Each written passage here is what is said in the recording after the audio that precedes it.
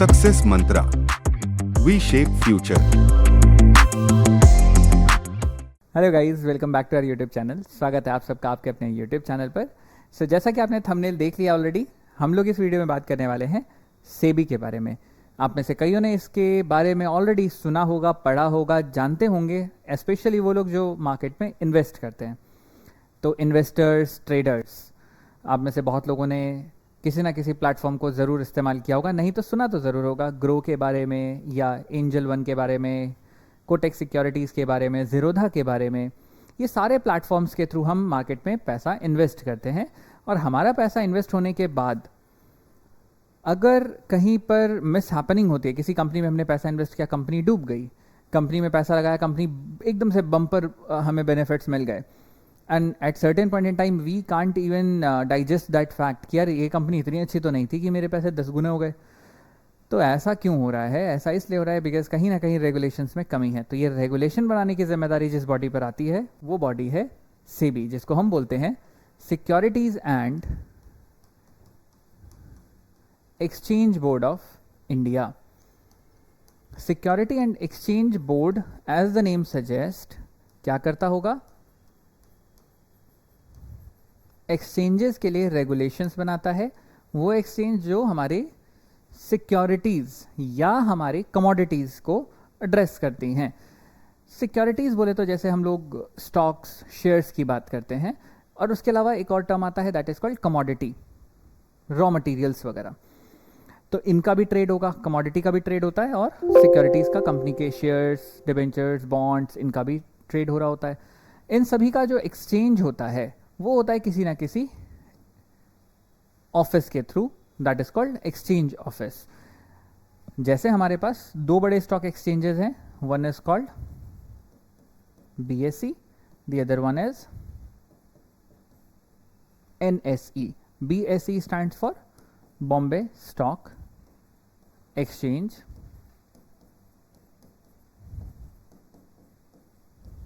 और अगर हम एनएसई की बात करें तो it is national stock exchange. यहां पर क्या होगा? शेयर्स का ट्रेड होगा। बॉम्बे स्टॉक एक्सचेंज पे भी, नेशनल स्टॉक एक्सचेंज पे भी। ऐसे बहुत सारे अलग अलग सिटीज़ में भी स्टॉक एक्सचेंज है, जैसे दिल्ली का अपना स्टॉक एक्सचेंज है, कोलकाता का स्टॉक एक्सचेंज है, बहुत सारी सिटीज़ का है। बट देन प्राइमरली बड़े दो stock exchanges are BSE and NSE. इन दोनों के अपने अपने इंडेक्स होते हैं। इंडेक्स कहने का मतलब क्या है कि जो इनके टॉप कंपनीज होती हैं उसकी एक लिस्टिंग। जैसे हम कोई बुक पढ़ रहे हैं, उस बुक का अपना पहले चैप्टर, पहले एक इंट्रोडक्शन होता है, उसके बाद एक इंडेक्स होता है कि पहला चैप्टर कौन सा है, दूसरा, तीसरा, ऐसे चैप्टर्स उसमें सीक्वेंशियल फॉर्म में लिखे होते हैं। जस्ट लाइक दैट, जो बीएसई हो चाहे एनएसई हो, इनका अपना इंडेक्स होता है। मतलब इन पर टॉप कंपनीज कौन कौन सी लिस्टेड है।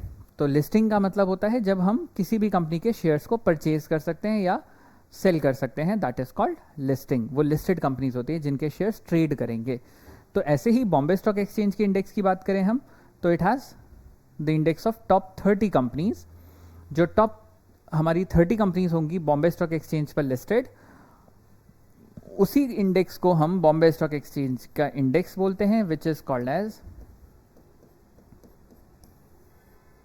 सेंसेक्स।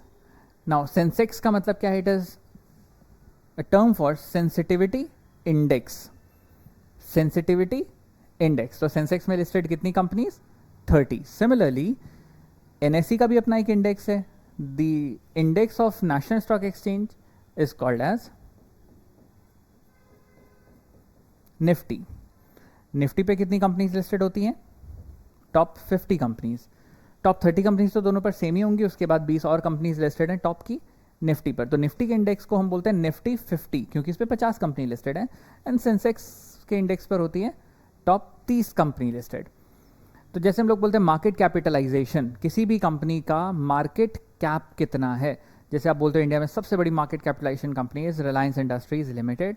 ऐसे ही दूसरी सबसे बड़ी कंपनीज इज टीसीएस, टाटा कंसल्टेंसी सर्विसेज। तीसरी सबसे बड़ी कंपनीज जैसे एचडीएफसी है।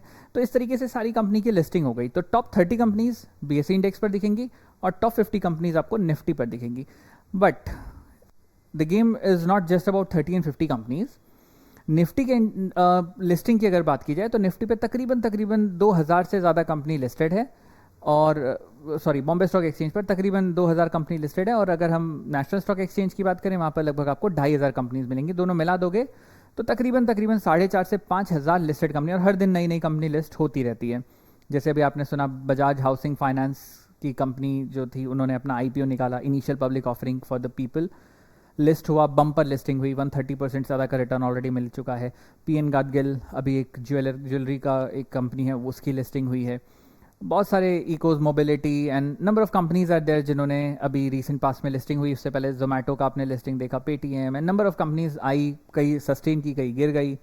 तो ये चीज़ें इनिशियल पब्लिक ऑफरिंग लोगों को देने के बाद कंपनी का मार्केट में परफॉर्मेंस देखा जाता है, अकॉर्डिंगली फिर शेयर्स में फ्लक्चुएशंस होते हैं। Now the here the most important part is company में अगर अनड्यू कुछ मूवमेंट हो रहा है विच इज़ नॉट एक्सपेक्टेड, तो हम ऐसे केसेस में कहते हैं कि हो सकता है उस कंपनी पर कोई इन्फ्लुएंस कर रहा हो। कोई बड़े शेयर होल्डर हो सकते हैं, उसके प्रोमोटर्स हो सकते हैं, या कोई फॉरेन से बैठा हुआ कंपनी को कोशिश कर रहा है उसके शेयर्स को पंप करने का, और एक टाइम के बाद जब वो काफ़ी पंप हो जाएगा तो उसके बाद उसको डंप कर दिया जाएगा, अपने शेयर्स बेच देगा वो प्रोमोटर, और फिर कंपनी डूब गई। तो ये सारी चीज़ें जो होती हैं, ये बहुत ही गलत या इलिसिट प्रैक्टिसेस जो हो रही हैं, इनको रेगुलेट करना या उनको रोकने की कोशिश करने के लिए जो ऑर्गेनाइजेशन हमारे पास है उसको हम बोलते हैं सेबी, यानी securities and exchange board of India. तो सेबी की इस्टेब्लिशमेंट की बात की जाए तो सेबी तो बना था बहुत पहले, way back in the year 1988, but at that point in time it did not had much of parts. तो इनको पार्ट दी गई थ्रू अ पार्लियामेंट्री एक्ट जिसको हम बोलते हैं सेबी का एक्ट। सेबी का एक्ट आया साल 1992 में, और इसके थ्रू सेबी बन गया एक स्टैट्यूटरी बॉडी। स्टैट्यूटरी बॉडी वो होती हैं जो किसी ना किसी एक्ट ऑफ पार्लियामेंट के थ्रू बनी। जो स्टैट्यूटरी बॉडीज होंगी उनके पास अथॉरिटीज़ कंपेयर टू एडहॉक और एडवाइजरी बॉडीज़ ज़्यादा होती हैं, और साथ ही साथ up to a certain extent कुछ एग्जीक्यूटिव या जुडिशियल पार्ट्स भी इनको दी जाती है। तो इसलिए हम इसको कई बार क्वाजाई जुडिशियल या क्वाजाई एग्जीक्यूटिव बॉडी भी कहते हैं। इनका अपना एक स्टैट्यूट है, अपना एक कानून है, अपना एक चार्टर है रेगुलेशंस करने के। तो सेबी बना 1992 में, और आप सब जानते हैं 1992 इंडिया के लिए भी बड़ा हिस्टोरिक था, not for the positive perspective. ये वो साल था जब हमारे देश में एक सबसे बड़ा स्कैम अनफोल्ड हुआ, that was called the Harshad Mehta scam. अब उसके बाद इन्वेस्टर्स का मार्केट से भरोसा उठ गया कि यार यहाँ तो पंपिंग एंड डंपिंग चल रही है, यहाँ तो किसी भी शेयर पर लोग उसको फ्लोट करवा देते हैं, पंप करते हैं, कभी भी ख़त्म कर देते हैं, मार्केट कुछ कर नहीं पा रहा, गवर्नमेंट कुछ कर नहीं पा रही। तो मिनिस्ट्री ऑफ फाइनेंस ने उस दौर में सेबी को ये राइट दिया कि भैया आप रेगुलेट करो मार्केट को। अगर आपको लगता है कि किसी शेयर में बहुत ज़्यादा वॉलेटिलिटी है तो लोगों को सतर्क करो। अब उस दौर में पेपर ट्रेडिंग होती थी, सारी चीज़ें सिस्टमैटिक वे में जो होती थी, सिस्टम पे नहीं होती थी, कंप्यूटर्स पे नहीं होती थी, डिजिटल फॉर्म में नहीं होती थी। It was a cumbersome process to manage all of those things. धीरे धीरे अनदर डेकेड ये चीज़ें बदली, फिर अगले डेकेड में और कुछ बदला। तो 2001 से लेकर 2011, 21 अगर हम डेकेड वाइज चलें, बदलाव आते चले गए। जैसे 2001 की अगर हम बात करें तो सेबी ने इंट्रोड्यूस किया एक सिस्टम कि ट्रेड ऐसा होगा कि जिस दिन आपने ट्रेड किया है, जिस दिन आपने ट्रांजैक्शन की है, उसके 5 दिन के अंदर आपकी सेटलमेंट हो जाए, मतलब पैसा हमारे अकाउंट में दिखे। अब आज के टाइम पे कोई ये बोलेगा कि मैं मंडे को शेयर खरीदूंगा और फ्राइडे को मेरे अकाउंट में क्रेडिट होगा, तो लोग कहेंगे यार इतना स्लो, ये तो फिर हम ट्रेड ही नहीं करेंगे। मंडे को कंपनी की चीज़ें अलग थी, फ्राइडे तक चीज़ मार्केट इंटरनेशनल बदल गया, तो हमारे शेयर्स गए। मैंने तो मंडे को खरीदा था, लिस्ट तो वो फ्राइडे को हो रहे हैं, तब मैं ट्रेड कब करूंगा उसका। तो इस चीज़ को ध्यान में रखते हुए 2011 से धीरे धीरे आज तक अगर हम आ जाएं तो हम अब T+2 पे ऑलरेडी आए हुए हैं। Now we are moving it to T+1, और फिर हम इसको ट्रांजेक्शन वाले दिन ही सेटलमेंट पर लाने की कोशिश कर रहे हैं। ये सारे की सारी मेहनत जो है बैक एंड पर कौन कर रहा है, तो वो रेगुलेटरी बॉडी का काम है, यानी सेबी का काम है। साथ ही साथ सेबी ये भी कहती है सतर्क रहें। सतर्क किससे रहें? उन कंपनीज से, उन फाइनेंशियल एडवाइजर्स से, और आजकल उन इंस्टाग्राम चैनल से या यूट्यूब चैनल से, यूट्यूब शॉर्ट्स, इंस्टाग्राम वीडियोस जो आपको तुरंत बोलती हैं कि आप लगाओ इस कंपनी में पैसा, अगले 1 हफ्ते में आपका पैसा 2 गुना। नाउ क्या कोई मार्केट को इतना बढ़िया तरीके से प्रेडिक्ट कर सकता है। तो आज तक हमारे देश के सबसे बड़े इन्वेस्टर्स भी अगर आप उठाकर देख लोगे, चाहे फिर वो राकेश झुनझुनवाला ही क्यों ना हो, सब लोगों ने मार्केट में पैसा गंवाया है। विजय शंकर शर्मा हो या आशीष कचौलिया हो, there are number of people, Vijay Kedia, there are बहुत सारे ऐसे इन्वेस्टर्स हैं जिनका वर्थ हज़ारों करोड़ में दिखेगा आपको, बट देन क्या उन लोगों ने मार्केट में पैसा बनाया है सिर्फ? तो बिल्कुल भी नहीं। राधा किशन दमानी हमारे सबसे बड़े इन्वेस्टर्स में से एक माने जाते हैं, जिनकी कंपनी है D Mart. He is one of the richest person of India as well, net worth of more than 2 lakh crore. उनकी भी कई कंपनीज में इन्वेस्टमेंट डूबी होगी। तो इस तरीके से कोई भी मार्केट को प्रिडिक्ट नहीं करता। तो be very very aware when you goes through those kind of videos जो ये कहते हैं कि आपका पैसा, और क्योंकि हम लोग उस एज में जहाँ पे हमें लगता है यार 2 दिन में पैसा डबल हो जाए, लक्ष्मी चिट फंड भी 21 दिन में पैसा डबल करता था, 1 हफ्ते में कोई कर दे तो मज़ा ही आ जाए। तो ऐसे कोई भी यूट्यूब चैनल्स या इंस्टाग्राम वीडियोस देखकर कभी भी प्रिल्यूड होकर आप इन्वेस्ट मत करना कि यार आ गए, हाईली मोटिवेट हो गए, वीडियो देखी थी ट्रेडर की, मर्सिडीज़ में घूम रहा था, पहले साइकिल A1 की साइकिल घुमाता था, अब एस्टन मार्टिन में घूम रहा है। तो ये सब चीज़ें जो होती हैं वो दिखती हैं, रियलिटी उससे बहुत बहुत दूर है। कि आपने देखा एक वीडियो, लेवल सबके निकलेंगे और आपने कहा यार मेरा भी लेवल निकल जाएगा, निकलेगा उन्हीं का जो खड़ा रहेगा, तो आप भी खड़े हो गए। तो ऐसा मत सोचना कि लेवल सबके निकलेंगे तो आपका भी निकल जाएगा।